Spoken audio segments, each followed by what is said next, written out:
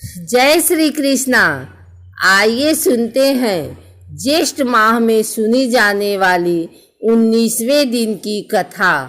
जब धन्वंतरी जी हाथ में अमृत का कलश लिए हुए समुद्र से बाहर निकले, उसे राक्षस उड़ा ले गए और दावा किया कि यह हमारा ही है।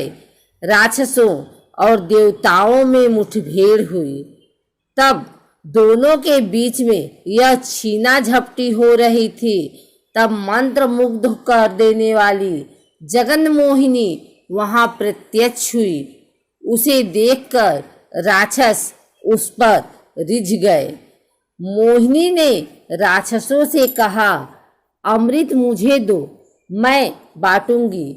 उसकी बातों में आकर राक्षसों ने कलश उसके सुपुर्द कर दिया। राक्षस एक तरफ बैठे तो देवता दूसरी तरफ। दोनों के बीच में कलश को कमर पर सटाए जगन मोहिनी नृत्य करने लगी और अमृत बांटने को सन्नद्ध हो गई। निश्चेष्ट होकर देवता एकटक उसी की तरफ देखने लगे। मदहोश राक्षस मोहिनी के सौंदर्य को देखते हुए तन्मय हो गए। उन्हें अपनी सुध नहीं रही। देवताओं को भी पहले यह ज्ञात नहीं था कि आखिर यह मोहिनी है कौन। पर जब उन्होंने देखा कि वह देवताओं को ही अमृत पिला रही है और राक्षसों को छल रही है, तो वो जान गए कि मोहिनी कोई और नहीं बल्कि साक्षात विष्णु ही रस रूप पधारे। इसलिए वे चुपचाप अमृत पीते गए। जहां देवता निर्लिप्त होकर अमृत का सेवन करते हुए अमृतत्व पा रहे थे, वहां दैत्यों ने जगन मोहिनी के माया जाल में फंसकर उन्मत्त होकर अमृतत्व खो दिया। राहु नामक एक होशियार राक्षस ने जान लिया कि जगन मोहिनी राक्षसों को छल रही है। वह जल राक्षसी सिंहिका का पुत्र है, बड़ा ही मायावी है।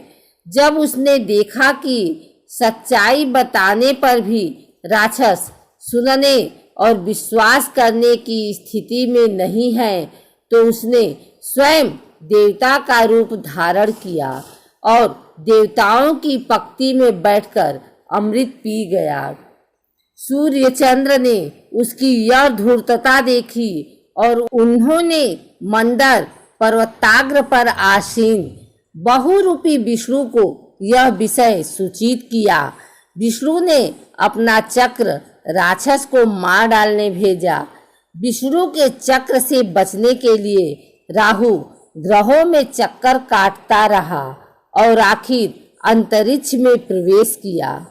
चक्र ने वहां भी उसका पीछा किया और उसके सिर को धड़ से अलग कर दिया। अमृत की शक्ति के कारण सिर और धड़ सजीव ही रहे। सिर राहु और धड़ केतु के रूप में दो ग्रहों में परिवर्तित हुए और ग्रह राशि में सम्मिलित हो गए। राहु केतु ग्रहों के कारण अब ग्रह 9 हो गए। राहु केतु सूर्य चंद्र पर बहुत क्रोधित थे, क्योंकि उन्हीं के कारण उनकी पोल खुल गई। प्रतिकार की भावना से वे अमावस्या व पूर्णिमा के पर्व दिनों में उन पर छाने लगे और उन्हें पीड़ित करने लगे। यो सूर्य और चंद्र ग्रहण बने। पूरा का पूरा अमृत देवताओं को पिलाकर मोहिनी अदृश्य हो गई। राक्षसों को अपनी त्रुटि मालूम हो गई। तब से लेकर वे विष्णु और देवताओं के कट्टर दुश्मन बन गए। अमृत मंथन के दौरान विष्णु ने कूर्मावतार, धन्वंतरी का अवतार तथा मोहिनी का अवतार धारण किया। धन्वंतरी अमृत के साथ साथ औषधियां तथा औषधि वेद भी ले आए। वैद शास्त्र के अधिदेवता व वैदों के कुल देव के रूप में धन्वंतरी की पूजा होने लगी। जगन मोहिनी विश्व मोहिनी मानी जाने लगी और सौंदर्य व विलास का प्रतीक बने। नारद जगन मोहिनी अवतार की प्रशंसा करते हुए जगन मोहिनी राग को महती बीड़ा पर झंकृत करते हुए कैलाश गए। पार्वती ने यह सुनकर नारद से कहा, अधम और नीच राक्षसों को छलने मात्र से क्या जगन मोहिनी कहलाने के योग्य हो जाएगी? हाँ माते, किसी को भी आनंद सागर में डुबो देने वाली और अपने सौंदर्य व हाव भावों से विश्व भर को अपने बस में कर लेने वाली जगन मोहिनी ही तो हैं, कहते हुए नारद वहां से चले गए। पार्वती ने यह बात शिव से बताई। शंकर मुस्कुराते हुए चुप रह गए। बाद में पार्वती के साथ नंदी वाहन पर आसीन होकर बैकुंठ गए और विष्णु से कहा, तुम्हारे जगन मोहिनी अवतार को देखने की मेरी तीव्र आकांक्षा है। इसी उद्देश्य से यहाँ आया हूँ। संकट के निवारण के लिए कोई न कोई वेश धारण करना ही पड़ता है। तुम्हारे लिए भी यह बाएं हाथ का खेल है। विष्णु यो कहते हुए अंतर्ध्यान हो गए। इतने में शिव ने जगन मोहिनी को थोड़ी दूर पर फूलों की गेंद से खेलते और गाते हुए देखा। शिव सब कुछ भूल गए और उसके पास गए, पर जगन मोहिनी उनके हाथ नहीं आई और वह विश्व आकाश में घुस गई। हाथ फैलाते हुए शिव उसका पीछा करने लगे। पार्वती स्तंभित होकर यह दृश्य देखती रह गई। शिव मोहिनी के इस लीला विनोद को ब्रह्मा आदि देवता बड़े ही चाव से देखने लगे। नंदी निश्चेष्ट होकर देखता रहा। नारद महती बीड़ा पर शिवरंजनी राग को झंकृत कर रहे थे। आगे आगे जगन मोहिनी और पीछे पीछे शिव दौड़ते हुए गए और कुछ ही समय में दोनों दिखाई नहीं पड़े। पार्वती कैलाश पहुंच गई।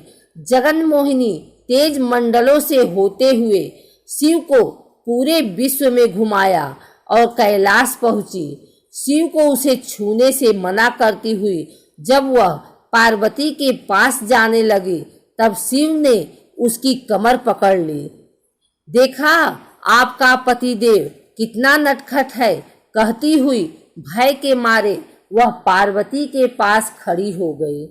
देखते देखते जगन मोहिनी पार्वती के सम्मुख विष्णु के रूप में प्रकट हुई। भ्राते, आप विश्वमोहन जगन मोहिनी केशव स्वामी हैं। यह सब कुछ शिव केशव लीला नाटक है ना? पार्वती ने विष्णु से पूछा। हाँ हाँ, आपने ठीक कहा, कहते हुए बीड़ा बजाते नारद वहां आए। जगन मोहिनी और शिवरंजनी राग में हरिहर की लीलाओं का गान करते हुए तीनों लोकों में विचरने लगे।